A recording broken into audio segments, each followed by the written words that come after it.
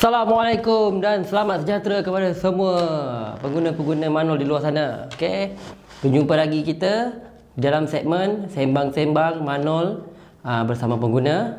Okey, dalam video ni Manol akan ceritakan dan terangkan secara ringkas berkenaan dengan topik base oil. Okey, apa itu base oil? Kenapa perlunya base oil ni? Okey, base oil ni dia adalah bahan asas kepada penghasilan minyak enjin. Dia sudah diblend di antara base oil dan juga aditif. Okey, kalau kita tengok dalam sebotol minyak enjin 75% sehingga 85% kandungan adalah base oil. Okey, selebihnya adalah aditif. Okey, terdapat 5 jenis atau 5 grup 5 grup base oil yang terdapat di dunia. Okey, kalau kita tengok pada jadual yang tertera okey, ada 5 grup di hadapan anda ni. Okey, ada grup 1, grup 2, grup 3, grup 4 dan juga grup 5. Di mana dia dibezakan melalui dia punya kaedah penghilangan manufacturing process, dia punya saturated level dan juga sulfur level dan juga viscosity index. Okey. Okey, grup 1, 2 dan 3 berasaskan daripada bahan crude oil ataupun daripada bahan cari gali petroleum. Ianya diproses menjadi grup 1, grup 2 dan juga grup 3.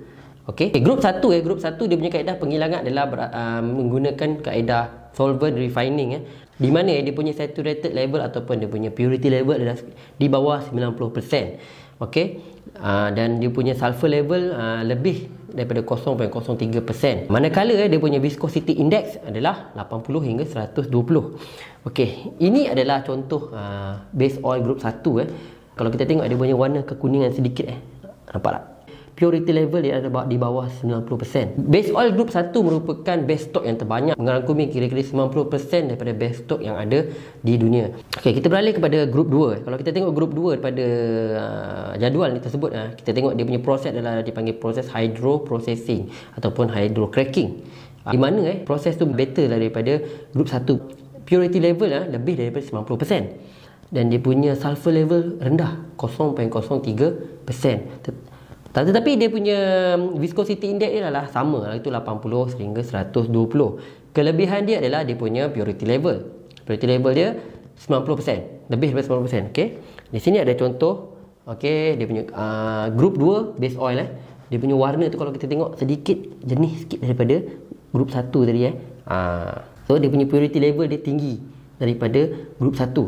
Okey, beralih kita kepada grup 3. Grup 3 ini dia menggunakan kaedah proses dipanggil severe hydrocracking ataupun catalytic dewaxing. Di mana dia punya purity level memang tinggi, lebih daripada 90%, ada yang sehingga 99.9%. Manakala dia punya sulfur level dia rendah, 0.03%. Dan kelebihan paling utama adalah grup 3 ni adalah viscosity index. Di viscosity index untuk grup 3 ni adalah lebih daripada 120. Okey. Apa kelebihan bila minyak mendapat viscosity index yang tinggi? Okey, ini penting kerana viscosity index yang tinggi memberi kelebihan kepada minyak supaya ia tahan atau retain daripada menjadi nipis semasa suhu operasi yang tinggi pada enjin. Itulah kelebihan bila minyak yang memiliki viscosity index yang tinggi. Untuk grup 4 grup 4 ni punya proses dipanggil chemical reaction ataupun synthesizing. Ianya dipanggil polyalpha olefins ataupun PAO. Manol Elite 5W40. Elite 5W40 menggunakan minyak base oil daripada grup 4 iaitu PAO punya base oil. Okay, kita boleh tengok pada gambar yang Manol tunjukkan ni. Okey, kalau tengok gambar ni kita tengok dia ada base oil. Kita tengok jenis base oil yang digunakan pada untuk minyak elite ni. Kemudian kita tengok aditif yang dicampurkan ke dalam minyak enjin. Hasil blending tu akan mendapat minyak yang kita gunakan pada Manol Elite 5W40. Okey, untuk grup 5 kalau kita tengok pada jadual ni, grup 5 adalah selain daripada grup 1, 2, 3 dan 4. Okey, di mana dia merupakan memang 100% dihasilkan dalam lab ester additive merupakan minyak daripada grup 5. Okey, kalau kita tengok Manol menggunakan minyak base oil dia punya purity level dia lebih daripada 90%.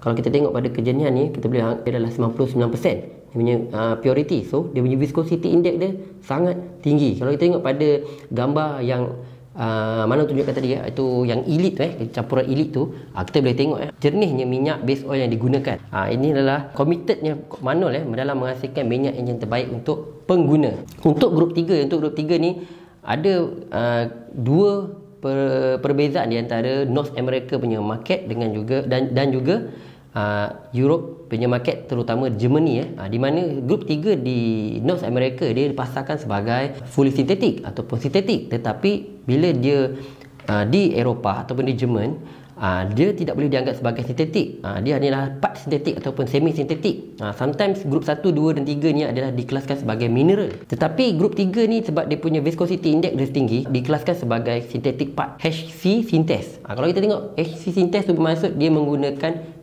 base oil daripada grup 3. Dia adalah sintetik sebenarnya untuk selain daripada itu kalau kita tengok pengeluar minyak enjin dia orang selalunya mencampurkan blending di antara base oil yang ada ni, untuk mendapatkan beberapa kriteria yang diorang perlukan, antaranya untuk mendapatkan kelebihan daripada segi purity dan juga viscosity index yang tinggi.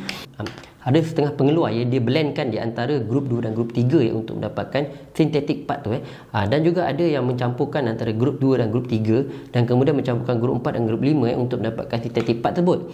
Sebab grup 4 dan grup 5 ni selalunya digunakan sebagai aditif di dalam minyak enjin. Okey, setakat itu saja untuk celoteh technical base oil Manol. Kita akan jumpa di next segment kita akan bincangkan berkenaan dengan aditif. Sehingga kita jumpa lagi di lain waktu Okey. Jangan lupa beli produk Manol, dapatkan daripada bengkel-bengkel Manol Malaysia yang authorized. Okey. Hashtag stay at home Manol Malaysia. Kita jaga kita mesti menang lawan COVID-19. Okey. Assalamualaikum dan salam sejahtera.